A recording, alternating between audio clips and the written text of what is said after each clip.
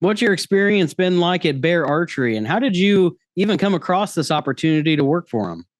So I was very fortunate at Cabela's. We were partnered very tightly with Bear, so I knew those guys from for a long, long time, and I've been at Bear now 6 years.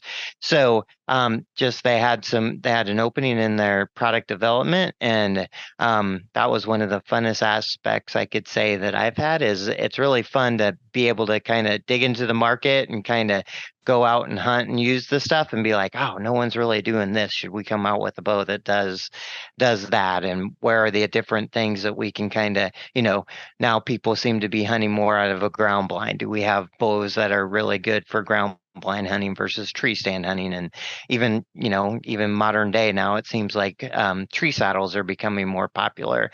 And do we have good short axle for that and smooth draw things? So it always kind of hit me as it feels like there's always a problem that to be solved, and then our job is to kind of get in there and figure out how to do it. And another thing that's really always aligned with me, we were talking kind of off camera a minute ago. Fred had a huge passion to be full inclusion when it came to archery. I mean, he of course was very passionate with the recurve, but he was one of the first with the compound bows and wanted it affordable and an entry level sport for everyone, right? And I feel like our modern day bear archery, we live and breathe that. We talk about it all the time. We want it to be very accessible. That's why when you really dig into the product lines that we produce, I mean, there's tons of adjustability in it. There's tons of different price points out there.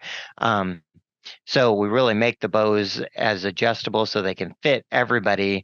So really, when you get into that more technical, right?